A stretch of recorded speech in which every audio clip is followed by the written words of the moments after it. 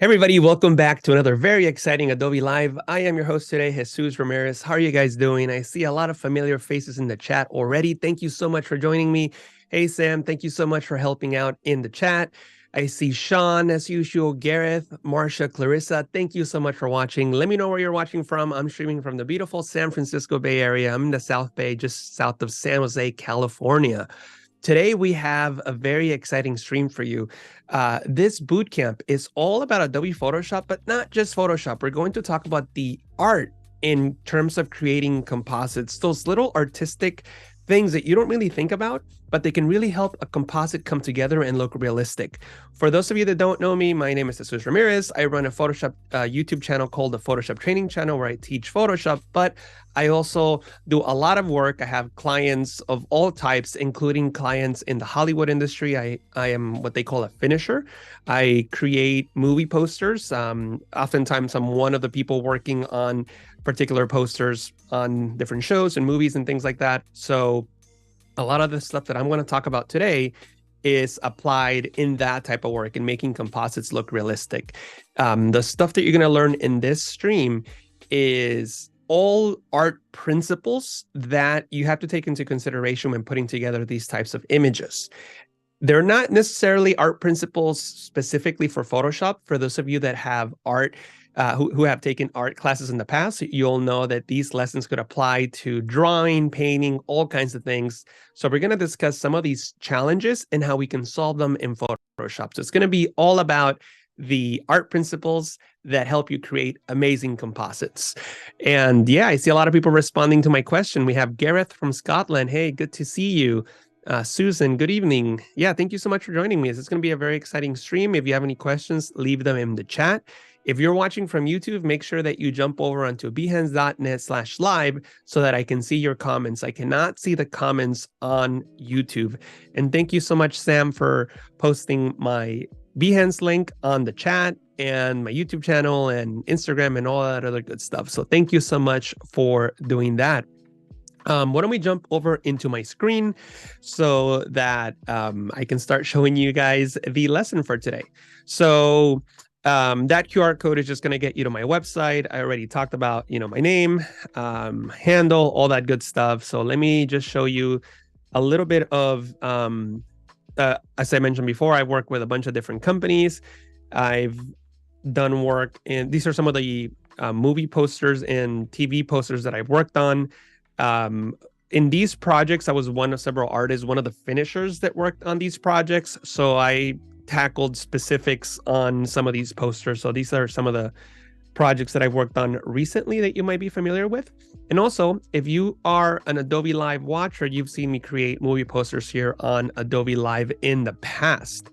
Actually, this particular poster, if you want to see how it was created, you can go into Adobe Live, and that was on, let's see, May 3rd, 2022. So if you search for Adobe Live, May 3rd, 2022, 241,000 views, not bad. I created this poster, so you can see step by step on how that was created, but this poster was created using all the principles that I'm going to cover today. So I'm not going to go into specifics on how to create the poster that's on the thumbnail for this stream, but all those principles were applied on this poster that we created on Adobe Live. So this is some almost like step 2. After today's stream, I would have shown how to do that. But in this stream, we just created the poster without talking about the principles. So we're going to talk about the principles in this stream. In this particular stream, I work with my good friend Daniel DTM Flores Delta Tango Mike. So he is often a streamer here on Adobe Live. Talking about DTM, I actually started a podcast called Today's Creator. You can find it on YouTube at Today's Creator Podcast, at Today's Creator Pod on YouTube, where I interview creators of all types, including my good friend Daniel. So DTM is one of my guests on my new podcast, and check it out if you want to listen to interviews with creators who are doing cool stuff. But anyway, let's jump right into Photoshop. I have a lot to discuss today, but I want to start with one of the most important principles that I think a lot of people forget or don't think about when they're compositing in Photoshop, and that is perspective. So let's look at this image here. We have a very simple composite. We have a man standing on this lake, this beach, and there's something off. You may not know what it is, but your brain is telling you that something is not working. We're going to come back to this image later. So just look at it now, and I'm sure that if you look at it long enough, your brain will tell you that something is just not right. We'll come back. Let's look at this scene. Very simple scene. We have a ground plane and we have a sky. If we add elements to the scene, you'll realize that all these elements feel like they are part of the scene. The cubes feel like they're sitting on the ground, and this one is obviously floating. If you follow all the parallel converging lines of an object in a scene, you'll eventually end up at a vanishing point. So I'm just going to follow the parallel converging lines on this scene, and you'll see that, in fact, there is a vanishing point there. See that? And I can do that here.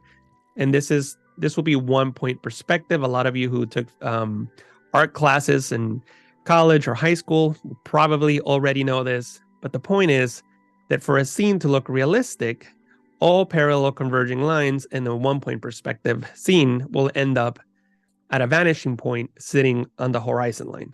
Very, very important.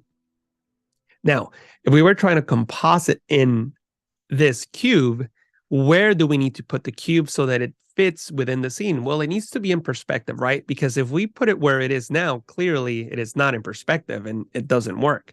If we go too low, it also doesn't work. If we go too high, it doesn't work. So we got to find out where this cube will work in the perspective. And one of the ways of doing that is by finding out the perspective of the object that we're trying to bring in. So we can do the same thing. We can trace parallel converging lines to see where the perspective is. And it's, the vanishing point in horizon line for that cube is somewhere up here. So then that would imply that the cube will most likely fit right around this area, maybe even a little lower, for it to feel like it's really sitting in this scene. If we move it up higher, it doesn't work, right? Because it's not in perspective. And if we place it down here, it works better because it's in perspective. So when you're trying to composite something in Photoshop, you have to think about the perspective of the background and the perspective of the foreground. If we go back into this image here, one of the reasons that this scene doesn't work is because the perspective doesn't match. Notice that in this background, it's very simple. We have a ground plane, which is the sand and the water. And then the sky is obviously the sky is right here. We can actually see the horizon line right there. No need to trace or draw any parallel converging lines. These days, I don't need to draw or trace parallel converging lines. In my mind, I just think, where's the ground plane and where's the sky? Where do they meet? That's the horizon line. Simple as that. Ground plane, sky. And sure, there may be trees, mountains, cars, buildings, whatever in the way. But if you imagine everything with just a ground plane and a sky and nothing in between, you can usually tell pretty well where the horizon line is. In this case, it's right about here. See that right here? So then if I wanted to place this in this scene, I can look at my character's background and notice how it's shot with using very different perspective. The horizon line for my character is just above his knees. See that right about here? We have the water, we have the sand, that's the ground plane, the sky is right above that. So right about here is where we see the horizon line. So obviously we have two very different horizon lines, right here on above his knees and then right here above his head, which is why this image doesn't look right. Watch what happens when I simply move him up. If I just move him up and match the horizon lines, even though we can't even see half his body, it just feels better already just because the horizon line matches. If we do the opposite, we can bring the background down and match the horizon line more or less, and that already looks better. Obviously, we now have a problem. We need to fill in the sky, and we're just going to do this super quick because this example is not about generating or extending backgrounds. Is more about explaining the relationship between foreground and background when it comes to perspective. But just by filling with blue, that already looks and feels much better. So that is the importance that perspective has on compositing. And I think that this is one of the principles that people don't think about. That's why a lot of times when you composite something in Photoshop, it looks more like a collage rather than an actual photo, because people don't think about perspective. You can have, the perfect shadows. Like in this case, we had contact shadows. See the shadows on his feet? We had perfect shadows. He even has mud in his feet. The masking is perfect. Everything is great. Everything matches. But just because the perspective was off, it felt like nothing worked. And that's how important perspective is, which is why that's one of the things that I like to teach first, because in my opinion, that's one of the things that is the most important. Because if you get perspective right, you can get away with a few masking issues. You can get away with a few coloring issues. There's a lot you can get away with. But if you get everything right and perspective wrong, it just looks off. So that is the importance of having perspective accurate. Let me show you another example. Let me open up another file here. Actually, you know what? I still have more layers in this particular file that I want to show you. I'm going to open up this image here. Now, in this example here, he was standing on the beach, right? And you might think, well, what happens if he's now standing on top of a skyscraper? Well, it doesn't matter, right? Because he's still in perspective. A horizon line is just above his knees, just like it was in the original photo. So it still looks like it's in perspective, and it still works. But if I were to move him, lower, it may not work as well. And obviously, if I move him higher, it definitely doesn't work. So you always need to keep perspective in mind. In this case, his ground plane is the rooftop here. But if you follow the parallel converging lines, it will all converge on the horizon line. By the way, in the earlier example, we were looking at a 1-point perspective. There's 2-point perspective, 3-point perspective. All the parallel converging lines don't necessarily need to fall on the same vanishing point, but most of the parallel converging lines will end up in the horizon line. If you're looking at a 3-point perspective, and there'll be 1 point outside of the horizon line, but most vanishing points will be on the horizon line, and as long as that matches, you should be good to go. Also, you don't have to be super precise. There's some wiggle room. For example, we can bring him a little lower, maybe a little higher, and it still works, but it needs to be within that range. Once you go past that range, the composite no longer looks realistic. And I think for me to explain that is probably better with the cube here. The cube looks pretty real in this range here, but as soon as we go a bit higher or a bit lower, it doesn't work as well. So you do have some wiggle room, but keep that in mind. And also, unfortunately, not every photo will work with every background.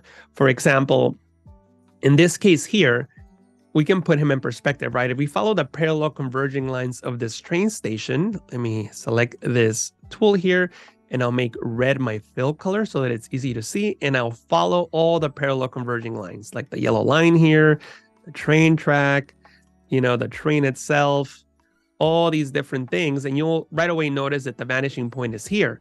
And notice that if I trace a line from that center point, everything will just work. Everything will be in perspective. See that? So that is for sure the vanishing point of this image, that center point right there, right? So that means that the horizon line is somewhere here, right there. And I'll make this one green, I guess. There we go. So our horizon line is right there. Right there. And if we match the horizon line with our character, you'll notice that it doesn't work because the images were shot in vastly different perspectives. So if you're stuck with these images, what you're going to have to do is cheat, and it won't look as good, unfortunately. Side note, this also teaches us another lesson, that if we're using opposing perspectives, we can create the illusion of something being much larger or much smaller than what it really is. In this case, if we wanted to create a character, it was maybe a giant or something huge, something bigger, then we would use opposing perspectives, like in this case, and he just looks so much bigger than what he really is. But if we wanted to composite him just standing in the train station, what I would recommend is try to avoid showing his feet so that it's not as obvious, and also maybe making him a little bit larger so that, again, it just looks like he's closer to the camera. And the imperfections are not as obvious. Unfortunately, with organic objects like people, using perspective distortions is not going to work as well, but I would recommend maybe just doing a tiny little bit just to try to fool the eye.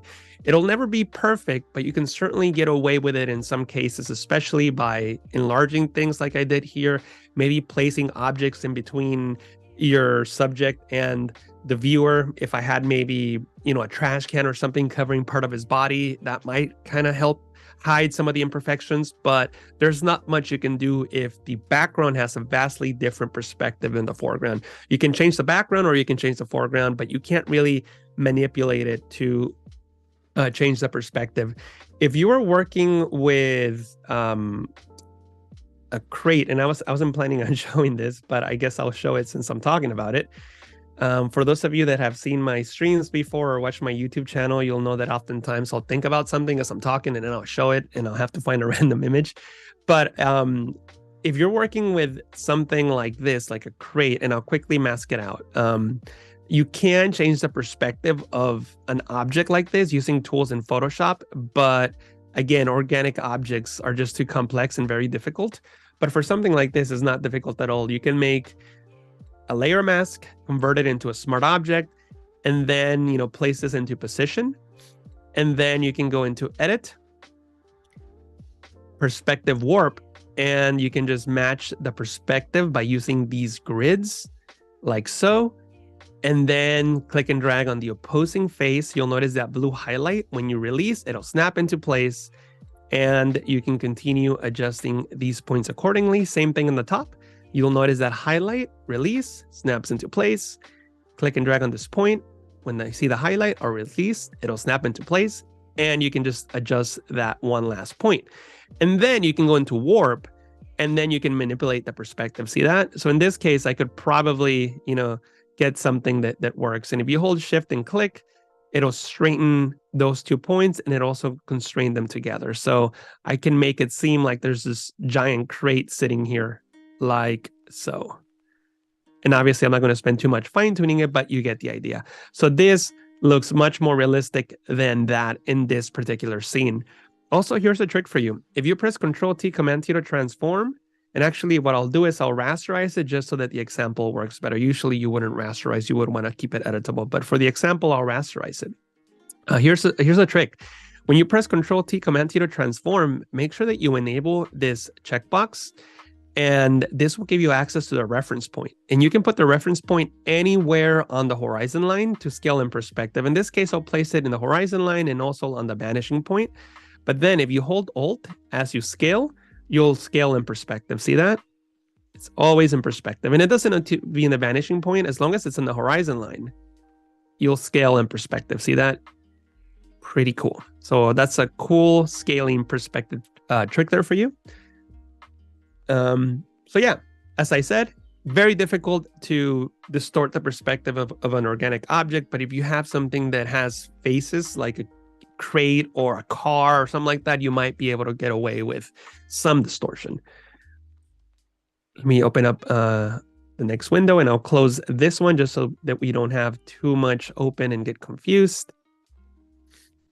Actually, I'll leave that one open just for a second, just so here's another trick. If you have a tab open, you can right click and choose Reveal in Explorer on Windows or Reveal in Finder on the Mac. Let me know if you guys knew that one. That would just open up the folder with the file that contains the file. So that's a fast way of just opening up the same folder that contains the file that you're working with. Sometimes it takes too long going into File, Open, and finding the file. Cool. So let's look at this one now. So in this case, I want you to just imagine a box, right? It could be a bunch of little boxes or one giant box like that one. It really doesn't matter. But if you're trying to composite something into a scene, it's always good to think about it as a box, right? So how does this car resemble a box? Well, if we do a very bad drawing of a cube here. Oops, sorry, already made a mistake. I needed to do a new layer.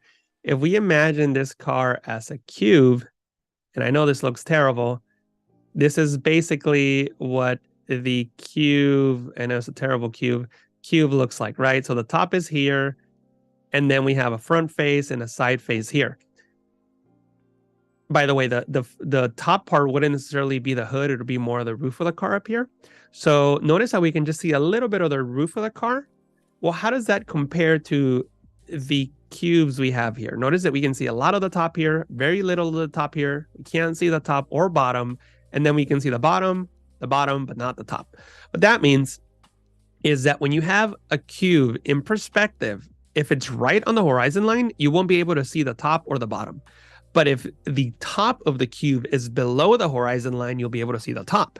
The more of the top that you can see, the further down the horizon line it is. And if the cube is on top of the horizon line, then you'll see the bottom, but not the top. And the more of the bottom you can see, the higher up above the horizon line it is. So a lot of times when I'm teaching this, people will say, well, what if I have an object in a white background? Like, how do I know where the horizon line is? Well, just think about it that way. Just envision that object. It can even be a person as a cube. And where does the top part, how much of the top part can you see? Well, in this case, we can only see a little bit of the top part, right? So we can see a little bit of the top part. The object definitely is not above the horizon line, right? It wouldn't be up here because we can see a little bit of the top. And it definitely wouldn't be way down here because we will be able to see more of the top. So it must be close to the horizon line. So when we place it right about there, notice how it just feels that it works, right? Without any other context except that ground plane and that sky. That car looks like it's in perspective now. It fits within the scene just because we took perspective into account when placing it into this background. And I think, again, this is something that not a lot of people talk about just because I don't think people really think about these art principles when it comes to Photoshop. So I wasn't a very good artist, but I did learn a lot about art and drawing when I was a kid. So it really helped my compositing skills when I started doing more digital stuff because all those principles translate over into the digital world. But this is an example that I like showing just because you don't have to trace. I don't trace lines anymore. I can just see cubes and, kind of think about where that cube will be in that background. And most of the time I get it right. Every now and again I don't, and that's fine. It's just a little trial and error. But this is really how you would place something in a scene. Again, this wouldn't work. It just doesn't feel right. Look at the difference. I mean, the difference is like almost nothing, right? It's from here to 1, 2, 3, 4, 5, 6, 7, 8, 9, 10, 100 pixels. 100 pixels difference, and that no longer works, right? A little higher definitely doesn't work. So by putting it here, it definitely works. And there is a range, as I mentioned. We can pretty much get on that line, maybe even a little bit over, and go lower a little bit. But anywhere past that range, the image no longer works, right? So you do have some wiggle room. You don't have to be 100% accurate, but the more accurate you are, the more realistic it looks, obviously. Yeah, I see Sam in the comments writing, I usually just ask myself that question on key parts of the body. Can I see under their chin? Can I see the top of their shoulders? Exactly. That's exactly what I do as well, Sam. Thank you for making that comment. So if you're working with a person, think about their body as cubes, right? So their head is a cube. Can you see the top of their head? Can you see the top of their shoulders? If you can see the top of their shoulders, then that means the horizon line is above their shoulders, right? Because you can see the top. But if you can't see the top of their shoulders, then that means the horizon line is below them, right? Because you can't see the top. So it's very, very, very important to keep these principles in mind to make something look realistic. By the way, I got to keep an eye on the time because there's so much things that I need to cover in the next 40 minutes. But those of you that have seen me before know that I like to jam pack my demos with as much information as possible. All these are being recorded. You can check them out whenever you like. And feel free to leave your questions in the chat. Again, if you're watching this on YouTube, make sure you head over into behance.net/live so that I can see your comments. And I saw a comment earlier that I wanted to reply, but I forgot because I was talking. But I think, let me see, I'm scrolling up. Sean, you said I learned that one from Ryan. I'm assuming you mean Paul Trani. But anyway, Let me open up the next file here. See what I mean here? I went to file and open, and I ended up in this folder, and I have to like navigate now to wherever these files are. So that's why I like going into the tab here and choosing reveal and explore, so that the folder that contains those files opens up instead of going somewhere else and then having to figure out where I need to go. So we talked about perspective. Another very important principle is atmospheric perspective, which is similar in the sense that it helps create the illusion of reality. But instead of focusing on parallel converging lines and horizon lines and things like that, we are now going to focus on creating the illusion of depth.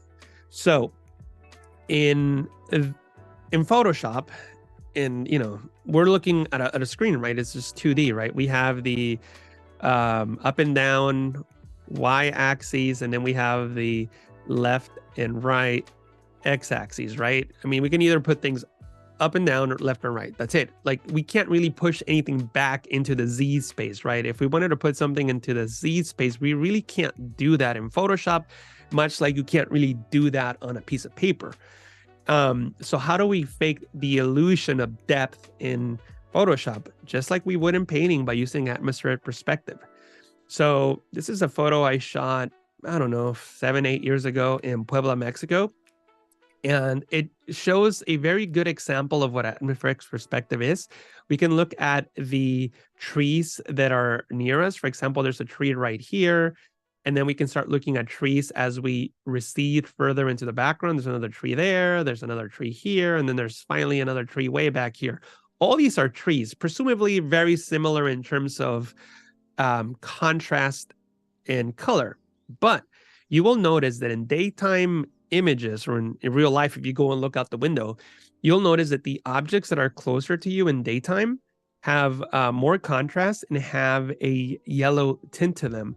As soon as you start receding further into the background, it starts to lose contrast. They don't necessarily become blurry. They can become blurry because of the type of lens that you use and depth of field and all of that. But if you look out the window now and you look at a tree that's super, super far away, it might not necessarily be blurry if your vision is good, but it'll still have shape. It might maybe slight blur, but the point is that it's not necessarily getting blurrier. It's getting the color of the atmosphere or the sky. So it's getting this color here. Notice how it's applying that color more and more as we recede further into the background. So as you recede further into the background, objects take the color of the sky, usually blue, so they start getting cooler. So the further back they go, the cooler they get, and the less contrast they have. The opposite is true in morning time or sunset photos. The objects closer to us are cooler, while the objects further away from us, and actually a tree that's more accurate, tree here and tree here, the objects that are further away from us are warmer. They still start losing contrast, but the color shift is the opposite. So how can we fake that in Photoshop? Well, in these spheres, obviously adjusting the scale will be one way of faking depth in the Z space, or fake receding in the Z axis. That's really what I should have said, is by just applying the color of the sky to the object, and it just looks like it's receding further away into the background. So let me show you an example of that. So this is a very, very simple example. We have a tree, right? And we have this forest. And just so that you can see how this works, I mean, it's super simple, right? The closer things are to us, the more contrast they have. The further away they are from us, the less contrast they have. In this case, we're just going to use one color, right? So I'm just going to use a color overlay. So when I select this color overlay, I can select this gray here, and then I can just place my tree in that space, right? And obviously it's too big, so we'll need to scale it. But now my tree looks like it's that far in the background, right? If I wanted to place it further into the background, what do? Well, I match the contrast. In this case, it's only one color, so it's easy. So there you go. I select that color, and now my tree is further back into the background. If I want to bring it closer into the foreground, well, I'll make it larger and match the contrast. In this case, basically pure black. Press OK, and now we have the tree closer to us. So this is exactly how everything in Photoshop works, or not just Photoshop, in art. When you want to get something closer to you, just match the contrast to the objects that are close to it, And when you want to recede it further into the background, just match the contrast that's near objects that are in that same space in the z-axis. So how does that work with a photo? There's several things you can do. So we have this castle here. By the way, in this example, don't worry about scale or perspective. We're only worried about atmospheric perspective, just to keep things super simple. But if we have this castle, right, and we wanted the castle to be sitting right here, what do we need to do? Well, we need to match the contrast so that it seems like it's in that part of the image. And if it's difficult for you to see, one thing that I recommend is creating a black and white adjustment layer, or a hue and saturation, desaturate, whatever you prefer.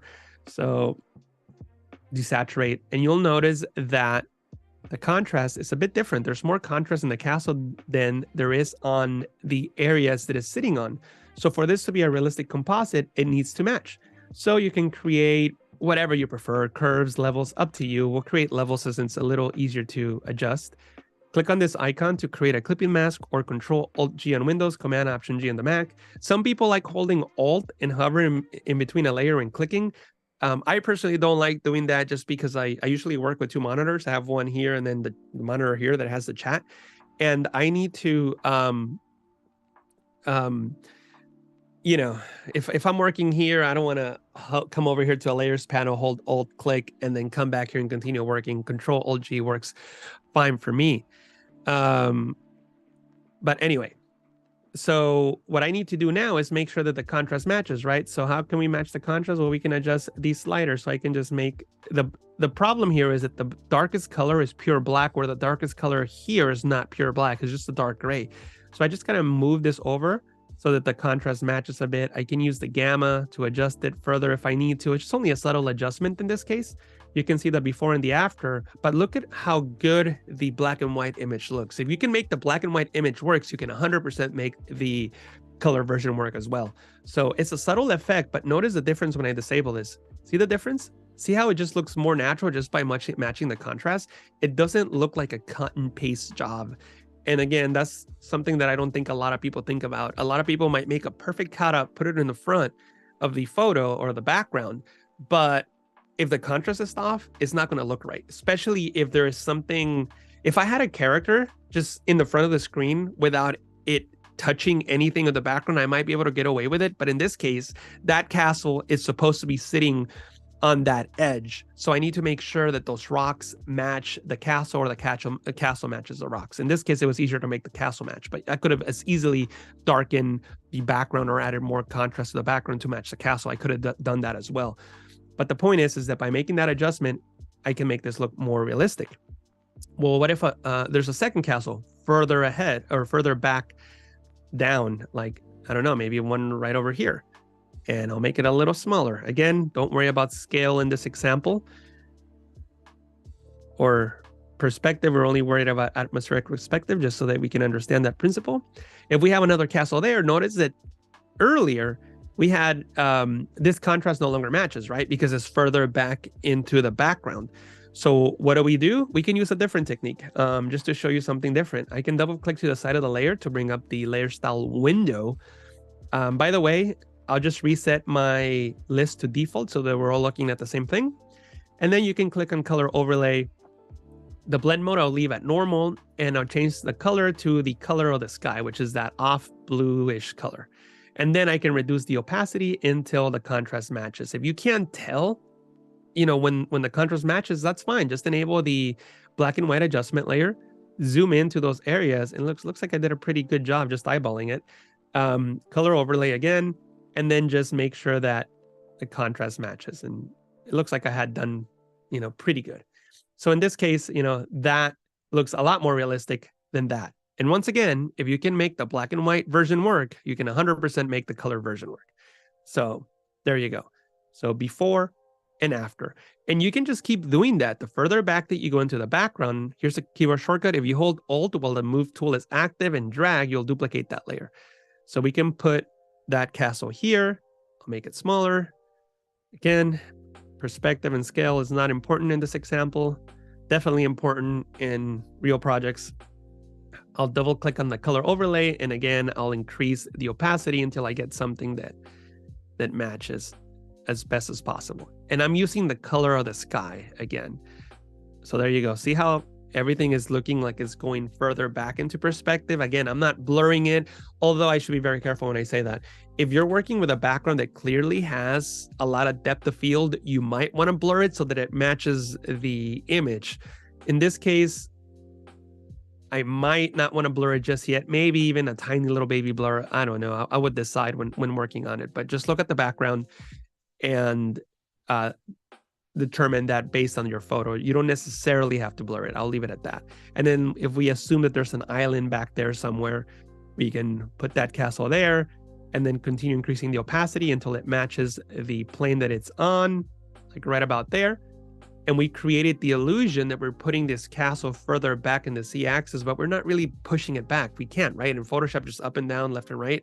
So we're just creating that illusion by creating atmospheric perspective. So I hope that this is helping you guys. Let me know in the chat.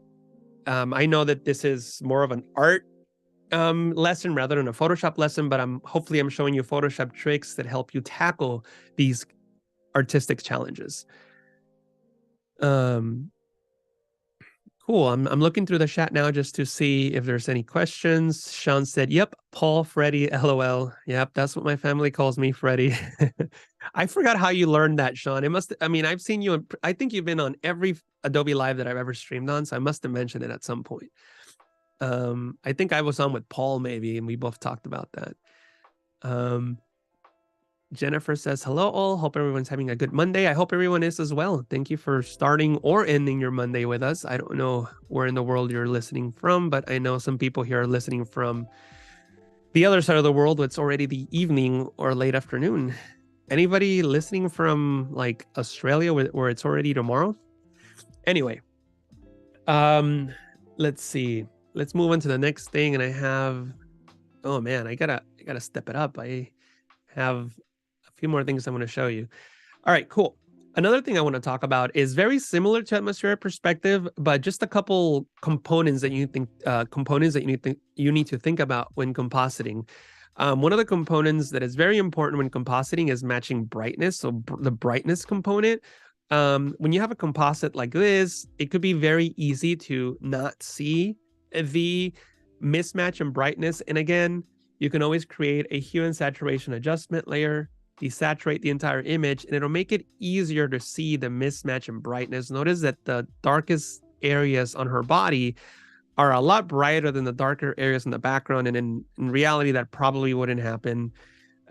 So what you would need to do is create, in this case, we'll use a curves adjustment layer just to show something different. Clip it to the layer below.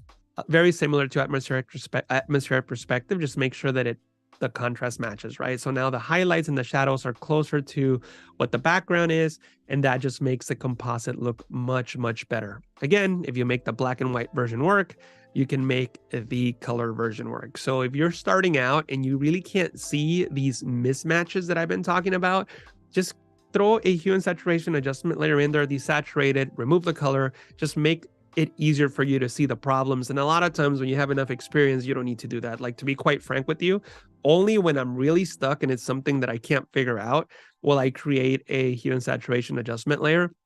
But like 95% of the time, I could just, see it without throwing this on there. So eventually you'll be able to see that. So brightness and contrast is one of the components that you need to think about. And oops, let me do that same trick again. Open, reveal, and explore. Matching saturation. That's a very difficult one to see. So saturation is very important. Obviously, if you want to make it seem like two different photos or one photo, the saturation would probably be the same in both objects, background and foreground. So how can you see that? Here's the trick. You can create a saturation map. If you go into selective color, make sure that absolute is enabled and reduce the reds to -100 on the black, and do exactly the same thing for all colors. And when you get to whites, you'll do something different.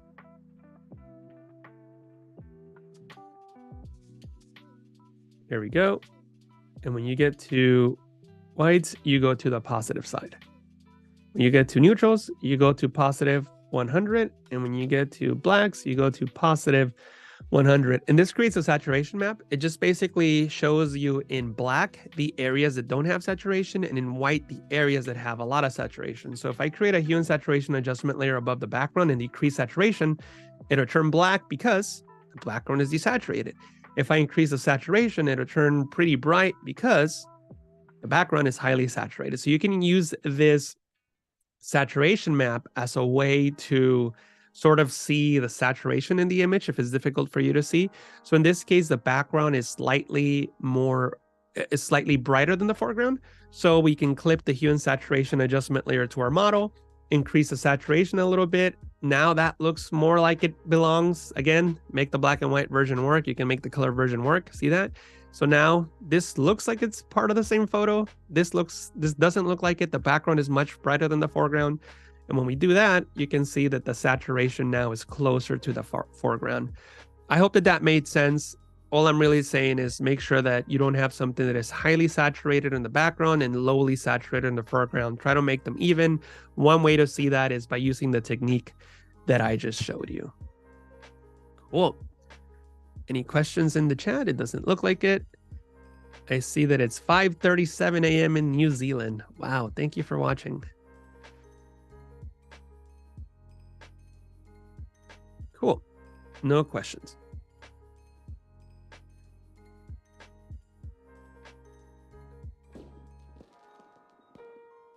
The next thing that we're going to talk about is ambient color. So if you look at her sleeve here, you can see a little bit of pink. Why is that? Well, light, it's coming down on her body, on her shirt, and it's bouncing up and hitting her sweater. So it's picking up some of that color. See that? Well, the same thing will be true if she were really in this subway station, right? The green will be bouncing onto her body, just like the pink is. But obviously, since she's not really there, there's no green there. So how can we fake ambient color? So this is the other component that I was talking about. Those are the three components that I focus on. I focus on brightness, saturation, and the ambient color just to make sure that something looks realistic. So how can we fake it? Well, there's a lot of ways of doing it. One way is by duplicating the background, Control J on Windows, Command J on the Mac. You can move the background copy to the top of the layer stack. I like keyboard shortcuts. So Control right bracket key. See how you can just move the layer up and down by using those keyboard shortcuts. If you add the Shift key, it'll jump the layer to the top of the layer stack. So Control Shift right bracket key. And to move it to the bottom of the layer stack, Control Shift left bracket key. That's Command on the Mac, by the way. But in this case, there's only 2 layers, so it doesn't matter. The same keyboard shortcut will do both the same thing. But the point is that you can use keyboard shortcuts to move a layer up and down the layer stack. So when the layer is on the top of the layer stack, you can press Control Alt G to create a clipping mask and then just blur it. Filter, blur, Gaussian blur, and you can just blur it as much as you want. This seems good as long as there's no detail. Change the blending mode to color and reduce the opacity. So that's like the super fast, easy way to do it. You can certainly do that if you want. A more advanced way of, I'll show you two methods. A more advanced way of doing it would be to use the curves adjustment layer, flip it to the layer below, hold Alt on Windows, Option on the Mac, and click on Auto. Now, this is where it can get complicated if you're starting out, because if I go into Find Dark and Light Colors and I ask you to change the color of the shadow, when you do and click on something, it's going to turn white. And the reason is that we didn't select the actual curve, we selected the mask. So as you can see, the mask is entirely white. So we need to select the curve and then hold Alt on Windows, Option on the Mac, and click on Auto. When we go to Find Dark and Light Colors and click on black and then click on the shadow, now it changes the color. See that? Now, you don't have, if you forget, you don't have to go back. So let's assume that you forgot to click on this before you went on the auto button, right? And when you click on shadows, it'll go white, right? Well, what you can do is you can just click on shadows and hold the Control key on Windows, the Command key on the Mac, and then that'll override the mask and go into the layer. So you can do it that way if you want. But anyway, what you want to do now is select the color of the shadows in the background. In the background, we have shadows over here. So this is dark greenish color. So, that's not quite right. So I'm just gonna select that color and then come down here and just make it into a darker version of that. And that looks pretty good. The color of the highlights. What color are the highlights? The highlights are probably like this green color right over here. So yeah, that works. I'll maybe push it up into the greens a little more. That's probably good. And press, you know what? Maybe a little more green. And then press OK. And that's fine. I'll press OK one more time. And what I got to do now is say no, because I don't want to make these my new default colors. What I got to do now is now use the curve to add a little bit of contrast to match the brightness of the image. And this looks more realistic now because the shadows and highlights have the same color as the background. And of course, you can keep adjusting the contrast to make it as real as you want. That's one way of doing it. Another way of doing it is by creating a way of seeing the color in the image. So how can we create that color in this image? Well, you can create a solid color, change it to 50% gray. By the way, it doesn't have to be 50% gray. It just needs to be gray. But 50% gray is like an easy way of remembering it. But as long as it's gray, as long as it's a gray that you can see, it could be, it could be this or it could be that. But, 50% gray is just a good way of remembering. 50% gray, changing the blending mode to luminosity. So that makes it that all the luminance values are 50% gray. So all we see is the color now. And I know it's difficult to see. So we'll create a hue and saturation adjustment layer and just increase the saturation. So those are the colors in the image, right? I'll put them into a group. So now this can help us see what we have here. Notice how the background is mostly this yellow-green, yellow-green, yellow-green, yellow-green, but the foreground is mostly this blue and magenta. So we need to match that. And in order to do that, we can create a selective color adjustment layer, clip it to the layer below. And from here, we can select the neutrals and we can add those colors into the image, right? So there's a little bit of yellow, so I can increase yellow. There's a little bit of green, so I can decrease magenta. By the way, the opposite of cyan is red. The opposite of magenta is green, and the opposite of yellow is blue. If you forget that, you can always create a color balance adjustment layer, and you can see those relationships here. It'll be nice if these were also labeled that way, but they're not. You just have to remember. But the point is that I can add a little bit of green and maybe darken that color a little bit. Just try to get the neutral colors, the grays, to match the grays in the background. And this looks pretty close. We'll see how that looks like. And yeah, that looks pretty good. I don't know what you guys think, but I think we managed to get some of those colors in here. Of course, you can continue fine-tuning with other adjustment layers, continue adjusting the color until it looks good to your eye. But this is more or less how you would get that ambient color to appear on your subject to make it look more realistic. Let me see. Is there any questions in the chat?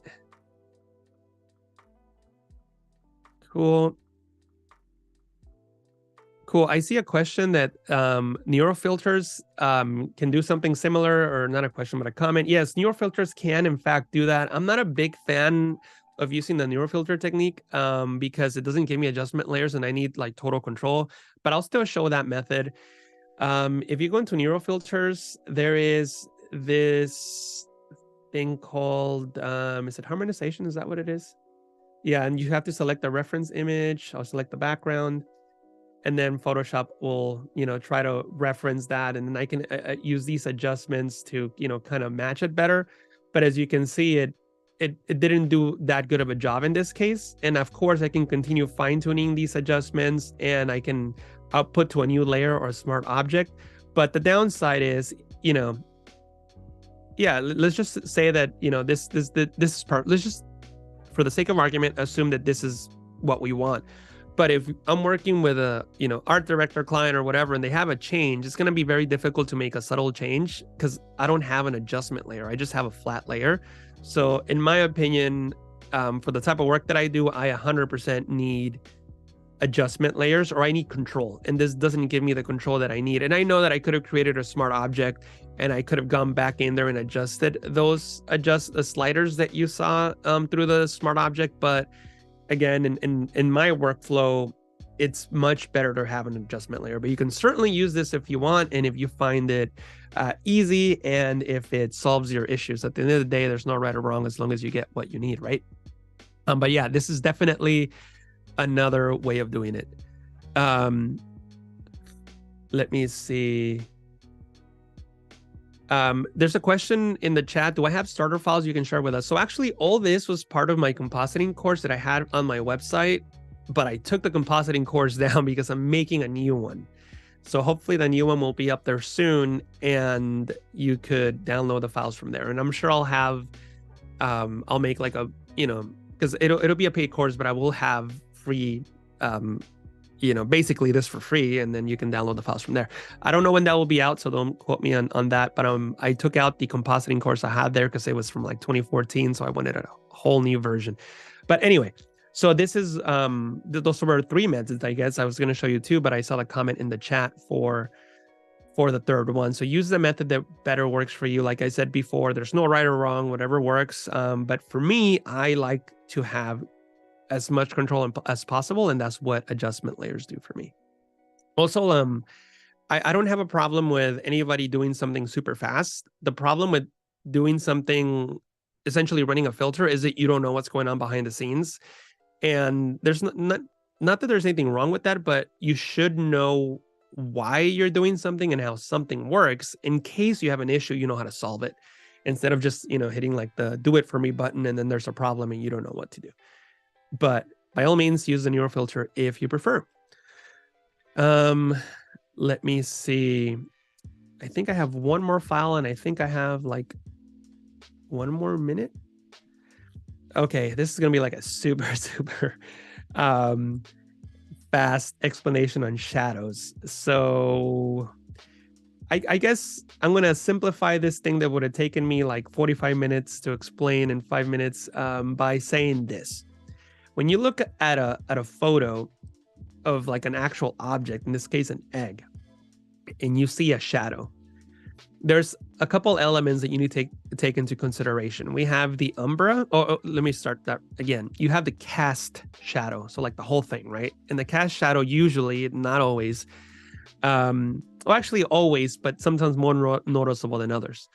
You'll have a penumbra, which is like the blurry end, and the umbra, which is like the main shape, and those combine is the cast shadow. And then you have an occlusion shadow, often called a contact shadow, which is like the darker shadow on the surface where the object is sitting, and you can see the darker shadow here on the egg. So all that needs to be present in the shadows that you create for something to look realistic. In addition to that, the shadows are in perspective in relationship to the horizon line and the object that's emitting the light, whether it's a light bulb or the sun or whatever it is. We're not going to go into too much detail into how to find the perspective of lights, just because we don't have the time. But just keep in mind that the closer the object is to the light source, the larger the shadow will be. And the further away it is from the light source and closer to the ground plane, the smaller the shadow will be. And obviously, the size of the light also changes the size of the shadow in the umbra and penumbra. So you have to keep that in mind. And the shadow, as I mentioned before, is in perspective. We don't have time in the next 3 minutes to go through all of that, but as long as you can even think about it, you'll be fine. The shadows all need to end up at that horizon line, but they also relate to the point where the light is emitted, so that you basically, the point where the light, it almost indicates like how deep the shadow will be, and the horizon line indicates the perspective, if that makes sense. But the point is that you don't have to worry about that. To be honest with you, I don't always do this. I just have it in the back of my head, and if you even think about it, you'll probably get a much better shadow than what you would. I would love to come back another day and do like a shadows stream if you want. Maybe let Adobe know about that, but we don't have time. What we're gonna do now is just talk about ways to create a shadow. Now, this shadow is not going to look realistic or perfect. I'm going to overemphasize it so that you can see the techniques that I use, and then obviously make a subtle adjustment in your images or only apply the necessary adjustments. But this is just going to be one way to create a shadow. And there's many ways, but hopefully in this example, I'm going to tackle some problems that you haven't thought about before, or maybe solve some problems that you haven't been able to figure out in the past. So if we have our character here and we want to create a shadow, again, a lot of ways of doing that. You can hold Control, create a new layer, and fill with a dark color. Shadows are not really black, so I'm just going to select the darkest color in her body and fill with that color. Some people say, well, why don't you just create a drop shadow and then make that into a layer? You can do that if you want. I just think this is faster. Then we need to get perspective right. So how do we get perspective right? One of the ways I like to do that is by creating a perspective warp, which we saw earlier, but in this case, we only have one plane. So I'm only going to focus on the perspective of one plane. There we go. That's our plane. And then I'm going to select warp, and I'm just going to make it seem like this is laying flat on this plane. And just make sure her foot there touches. And, you know, we can spend a little more time fine tuning it. I don't have a lot of time, so I'm just going to do that. Then we can create a layer mask, do a gradient like so to make it seem like that shadow is getting softer as we go back into the background. Then we can blur it a little bit, filter, blur, Gaussian blur. That's probably too much. And there we go. And at this point, we can come in and draw our contact shadows. And that creates a much more realistic shadow. Again, I didn't have a lot of time to fine tune it all, but those are some of the things that you would need to do to create a cast shadow. Again, I overemphasized it in this example, and I assumed that the light was coming from this side. Anyway, guys, I'm so sorry. I gotta get going. They're about to kick me out. So make sure that you stick around for another Adobe Live coming up next. I'll be back again tomorrow with more tips and tricks on creating realistic composites in this Adobe Photoshop Bootcamp. Thank you so much for watching. My name is Jesus Ramirez. I'll see you guys tomorrow. Bye, everybody.